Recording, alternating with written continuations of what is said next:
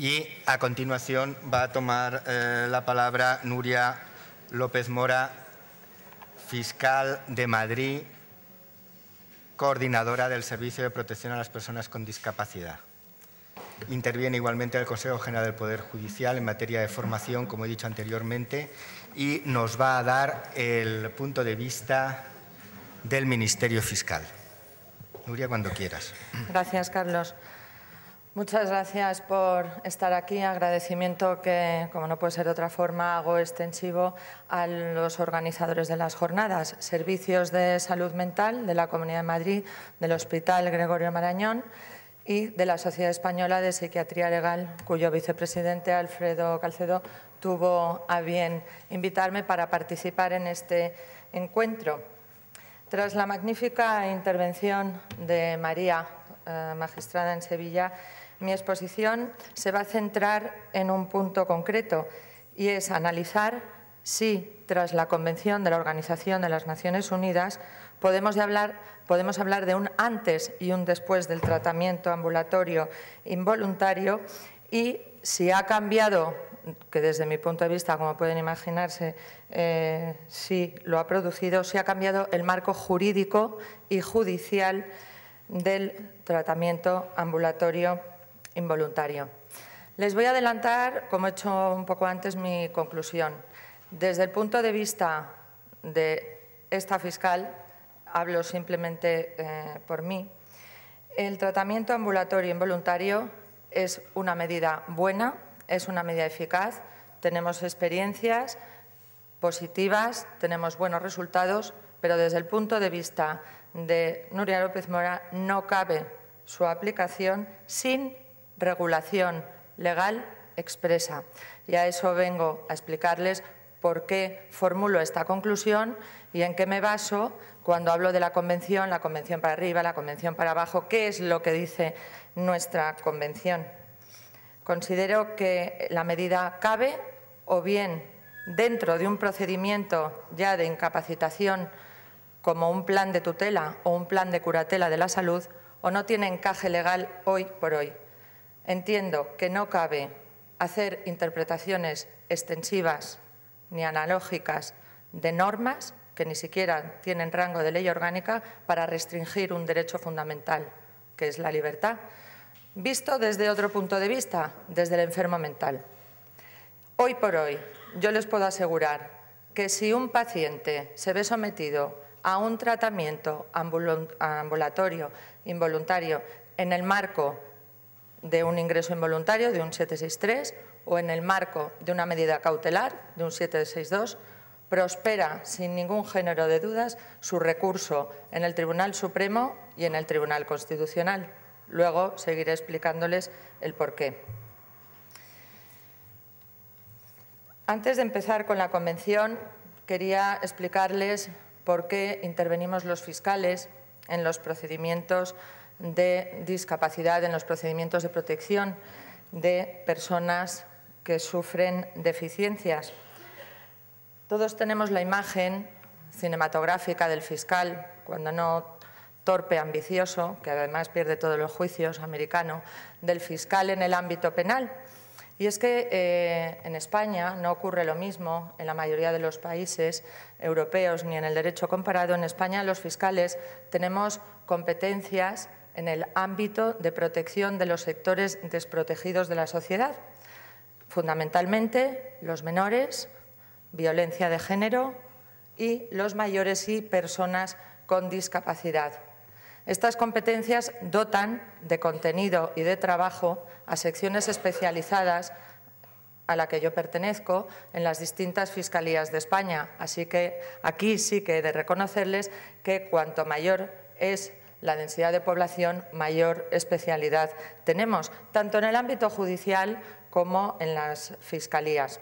En Madrid tenemos 5 juzgados especializados, varios de sus miembros, jueces, médico forense, secretarias judiciales, están presentes en esta sala y agradezco también el interés que todos tenemos en participar en este encuentro, porque ustedes como profesionales o familiares tienen próximo por su trabajo o por su vida, por su experiencia de vida, una persona que necesita protección, existimos nosotros. Y porque ustedes no pueden adoptar las medidas, existimos nosotros. Pero es que nosotros también necesitamos de su asesoramiento y, como bien ha dicho la magistrada, necesitamos de la traducción del caso por el médico forense y de la información del psiquiatra, que es el que de primera mano tiene la realidad que motiva esta intervención de equipo y esta intervención conjunta en la que de forma inexorable tenemos que formar equipo. Por esto estos encuentros, el que ha organizado Alfredo Calcedo, me parecen muy importantes para que para ustedes, igual que para nosotros, nuestra vinculación sea real y el acceso tanto de un planeta del derecho al planeta de la medicina como al revés, sea fluido. El fiscal dice la Constitución española que está obligado a promover la acción de la justicia en defensa de la legalidad, de los derechos de los ciudadanos, del interés público tutelado por la ley y procurar ante los tribunales la satisfacción del interés social. Nuestro estatuto, el que nos da contenido, nos atribuye participar en los procedimientos civiles que determine la ley cuando afecten a personas menores, incapaces o desvalidas. En la Ley de Enjuiciamiento Civil es donde se regula la intervención del fiscal en los procedimientos que los juzgados tramitan para llegar a la protección de las personas con discapacidad. Y entramos ya en esta famosa convención. La convención es la de la Organización de las Naciones Unidas, se firmó en Nueva York en el 2006, ya hace bastante tiempo. Es una convención que trata exclusivamente los derechos de las personas con discapacidad y desde el 3 de mayo de 2008 es derecho español también, directamente aplicable. La convención la podemos leer. Puede parecer una proclamación de intenciones, pero les aseguro que no lo es. No solo proclama intenciones, es derecho directamente aplicable. Lo ha hecho el Supremo y lo hacen todos los días los juzgados, notificando a la Fiscalía resoluciones judiciales en las que se pone de manifiesto su articulado. Por eso, no solo los fiscales, los jueces, sino todos los que formamos parte del trabajo en equipo de la protección de personas con discapacidad debemos de conocer esta norma. El artículo primero, precisamente, de la Convención es el que habla de una nueva visión de la discapacidad, porque cuando lo titula propósito, dice que el propósito es asegurar el goce pleno y en condiciones de igualdad de todos los derechos humanos y libertades fundamentales por todas las personas con discapacidad y promover el respeto de su dignidad inherente. Pero ¿quiénes son las personas con discapacidad? A ello va el párrafo siguiente de este artículo primero cuando dice: personas con discapacidad es un término que incluye a aquellas que tengan deficiencias, y verán que es muy amplia esta definición, físicas, mentales, intelectuales o sensoriales a largo plazo que al interactuar con diversas barreras puedan impedir su participación plena y efectiva en la sociedad en igualdad de condiciones con los demás. Como ven, en esta regulación legal la discapacidad se enfoca desde dentro. No es tanto la limitación personal la que provoca de la deficiencia la que provoca la desigualdad, sino la inadaptación que tenemos en esta sociedad o la imposibilidad que tenemos en sociedad de conseguir aplacar esas carencias y garantizar que vivan en igualdad de condiciones. Mucho más rompedor es el artículo 12. El artículo 12 que habla precisamente de las salvaguardias adecuadas y efectivas con pleno respeto a los derechos, voluntad y preferencias de la persona. El artículo 12, que rompe con el concepto tradicional del derecho romano y español, de la diferenciación entre la capacidad jurídica y la capacidad de obrar, dice que todas las personas con discapacidad tienen personalidad jurídica, hasta ahí está todo bien, pero luego añade que los Estados partes reconocerán que las personas con discapacidad tienen capacidad jurídica en igualdad de condiciones con las demás, en todos los aspectos de su vida. ¿Qué ocurre? Pues que en este artículo se dispone que estas salvaguardias que desde salud, desde los juzgados, se pueden adoptar sobre las personas con discapacidad tienen que ser proporcionales, adaptadas a las circunstancias de la persona, que se apliquen en el plazo más corto posible, que estén sujetas a exámenes periódicos por parte de una autoridad o un órgano judicial competente, independiente e imparcial. Tuvo lugar, con ocasión de un caso concreto, una reunión del Tribunal Supremo en pleno que, o a instancias del fiscal del Supremo, evaluó con este artículo si el derecho español y la Constitución española, además del Código Civil, se ajustaba a la Convención con esta distinta regulación.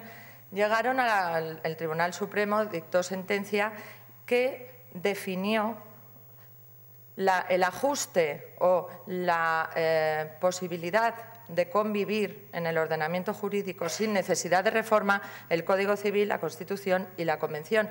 Ahora, eso sí, siempre indicando que la aplicación del derecho español debía de hacerse teniendo en cuenta la Convención. Pero a lo que concluyó es que este artículo 12 no rompía ni modificaba el Código Civil en esa diferenciación de la capacidad de obrar.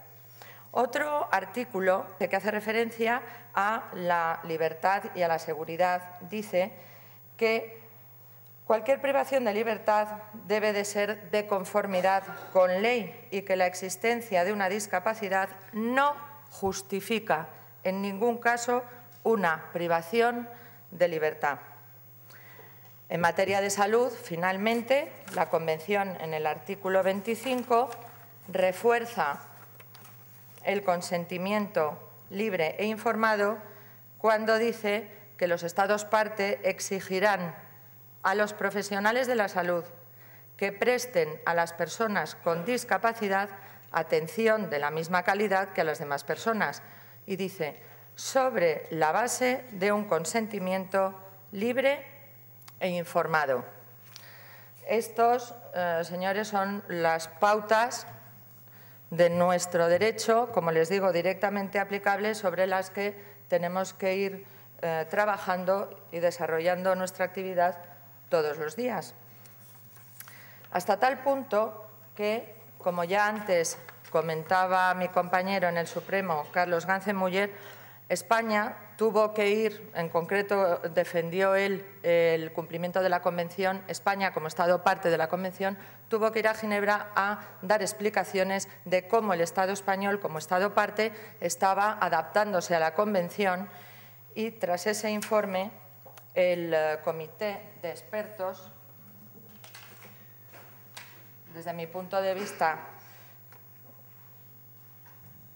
muy radical porque exige una reforma legislativa absoluta, puso de manifiesto. El comité recomienda a España que revise sus disposiciones legislativas que autorizan la privación de libertad por motivos de discapacidad, incluidas las discapacidades mentales, psicológicas o intelectuales, que derogue las disposiciones que autorizan el internamiento forzoso a causa de una incapacidad manifiesta o diagnosticada y que adopte medidas para que los servicios médicos, incluyendo todos los servicios relacionados con la salud mental, se basen en el consentimiento otorgado con conocimiento de causa por el interesado. Esto forma parte del informe del Comité de Expertos, firmado en septiembre, en octubre, hace unos 3 o 4 meses. ¿Qué ocurre? Pues que en esta misma línea de considerar que el TAI es una medida exitosa y una medida con resultado, es inevitablemente una medida que restringe y limita un derecho fundamental, pues como el ingreso involuntario, motivo por el que, como ya comentaba la magistrada, el Tribunal Constitucional, en su famosa sentencia de diciembre de 2010, manifiesta que no se puede regular el ingreso involuntario, por supuesto del tratamiento ambulatorio ni lo habla porque no está recogido en la ley, sin una ley con rango de ley orgánica, porque un derecho fundamental solo se puede limitar con una ley orgánica. Por eso el Código Penal, en la aplicación de las penas, tiene ese rango. pero no ocurre lo mismo con el cuerpo legal con el que nosotros trabajamos desde los juzgados y la Fiscalía en este ámbito civil de protección de personas con discapacidad. Es decir, nuestra ley no tiene rango de ley orgánica y dice el Constitucional, la regulación del ingreso involuntario no cabe hacerla con un rango de ley ordinaria, tiene que ser orgánica. Evidentemente, el Tribunal Constitucional pone de manifiesto la necesidad de la medida, la realidad sobre la que se apoya el precepto y, por supuesto, declara la inconstitucionalidad de la norma, pero mantiene su vigencia y su aplicación. Ya nos está adelantando que solo de esta forma podrá regularse. Con más motivo, opino yo, el tratamiento ambulatorio involuntario necesita asimismo una ley orgánica que expresamente la regule. Ya solo me quedan dos ideas para finalizar mi exposición. Una, que este tratamiento ambulatorio involuntario puede articularse en el ámbito de los procedimientos de graduación de la capacidad. En los juzgados de España verán ustedes, y esto realmente es una desigualdad para los ciudadanos, encontrarán juzgados que admitirán a trámite esta medida de protección y encontrarán ustedes juzgados en las que no se va a admitir a trámite. Encontrarán fiscalías en las que, como Valencia o Sevilla, no existe el más mínimo problema de articular, otras en las que habrá que discutirlo y otras en las que tampoco se va a recibir esta solicitud. ¿Por qué existe esta desigualdad jurídica y esta desigualdad para el usuario? Pues porque no existe una norma expresa que así lo regule. Y desde la Fiscalía General se está iniciando el estudio de una nueva circular que el fiscal general del Estado, que no sé si lo sabrán, viene en su destino del Tribunal Constitucional, quiere dejar aprobada antes del verano, y en esta circular habrá que tomar posiciones sobre la actitud que el Ministerio Público tiene que tomar cuando el ciudadano viene a la Fiscalía, expresa esa necesidad absolutamente legítima que ha comentado ya la magistrada y se encuentra con una postura vacilante según el territorio en el que se encuentre. Desde mi punto de vista, la medida del tratamiento ambulatorio involuntario sí tiene cabida indiscutible dentro del procedimiento de incapacidad. Me explico. Siempre y cuando la persona padezca una enfermedad de las del artículo 200 del Código Civil, de las que dan lugar a la posibilidad de la graduación de su capacidad, podremos, con base legal, articular en un plan de curatela o de tutela un tratamiento ambulatorio involuntario, incluso como medida cautelar, pero eso sí, con aplicación del 762 en toda su extensión. Es decir, una vez que el juzgado acuerda el tratamiento involuntario, el fiscal, si es el que lo ha articulado, o el demandante, si no es el fiscal, tiene 20 días para interponer la demanda. Si no, automáticamente este artículo, el 762, dice la medida cautelar se dejará sin efecto si a los 20 días no se interpone la demanda. Entonces, como conclusión, les aconsejaría que hoy por hoy la medida se solicitara en el seno del procedimiento de incapacidad y siempre y cuando tratemos de patologías que puedan incluirse en este ámbito legal. Quedan fuera, desgraciadamente, aquellas que no tengan la característica de persistente, es decir, enfermedad o deficiencia física o psíquica persistente que impida a la persona gobernarse por sí misma. Sigo diciendo que este es un trabajo de equipo, que desde los juzgados y desde la Fiscalía necesitamos su colaboración, igual que ustedes pueden necesitar la nuestra, y quedo a su disposición para cualquier consulta o caso que quieran realizar en la Fiscalía de Madrid. Muchísimas gracias.